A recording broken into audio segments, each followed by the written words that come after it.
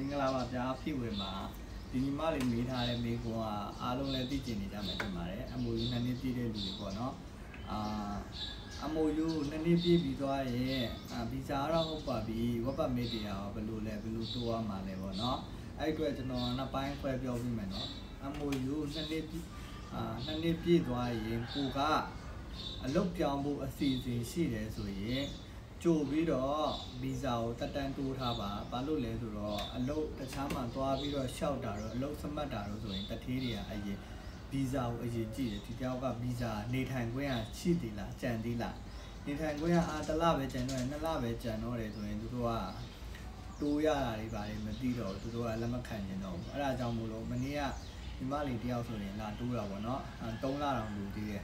ကျွန်တော်ယူသွားပြီးတော့တိုးပေးလိုက်တာတိုးလို့ရပါတယ်အဲ့ကြတော့ဥမာကိုက3လအလိုကလေးကထွက်ဖို့အစီအစဉ်ရှိတယ်ဆိုရင်ဗီဇာတိုးထားတယ်ဆိုရင်တခြားမှာသွားပြီးတော့ပြခဲ့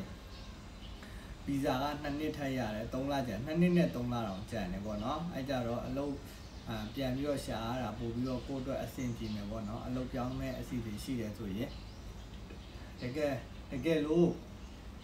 ဒီအလုပ်ရှင်စီမှာလုပ်ပြီးတော့2နှစ်မပြည့်ခင်မှာကိုကအလုပ်ပြောင်းမယ်ဆိုရင်အလုပ်ထွက်စာလိုပါတယ်တတိယအလုပ်ထွက်စာအလုပ်ပြောင်းလို့ရတဲ့အလုပ်ထွက်စာပေးမှတခြားမှာပြောင်းလို့ရမှာဖြစ်ပါတယ်ဒီနှစ်နှစ်မပြည့်ခင်ဥပမာ3လလိုမှာတတိယအလုပ်ထွက်စာပေးလိုက်တယ်ဆိုရင်အလုပ်ထွက်စာတက်တန်းက2လရှိပါတယ်ဒီ2လအတွင်းမှာကိုကတထေးတိရှာရမယ်ကြန့်ခောက်ရမယ်ကြန့်ခောက်ပြီးတော့ဝက်ပတ်မင်းတက်တန်းတိုးရမယ်အဲ့ဒါတခြားတထေးအလုပ်ပြောင်းမယ်ဆိုရင်ပေါ့နော်တကယ်လို့ကိုကဒီတထေးစီမှာပဲအရင်တထေးစီမှာပဲ2နှစ်ပြည့်အောင်နေမယ်2နှစ်ပြည့်အောင်နေပြီးတော့2နှစ်ပြည့်အောင်နေပြီးတော့ကြောက်အောင်နေပါရင်မထုတ်တော့ဘူး2နှစ်စာချုပ်နဲ့လာတာဆိုတော့2နှစ်စာချုပ်ပြည့်သွားပြီတခြားအလုပ်ကိုပြောင်းမယ်ဆိုရင်ဒီကြားထဲမှာဝက်ပတ်မင်းတက်တန်းမှာကြောက်အောင်တက်တန်းလို့ပဲပေါ့နော်2လအမို့အများဆုံးတော့45ရက်ပေါ့နော်ဖြစ်နိုင်တော့45ရက်အတွင်းမှာတထေးရှာပါ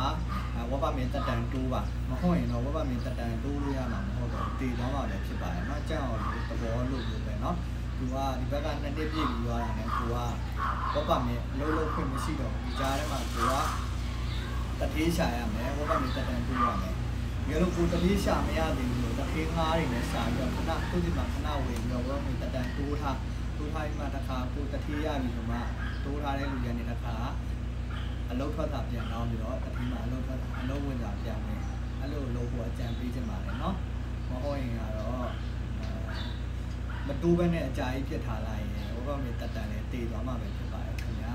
အဲ့ဒါလေးကိုလာရှင်းပြပေးတာပါခင်ဗျာအားလုံးပဲအဆင်ပြေကြပါစေခင်ဗျာကျေးဇူးတင်ပါတယ်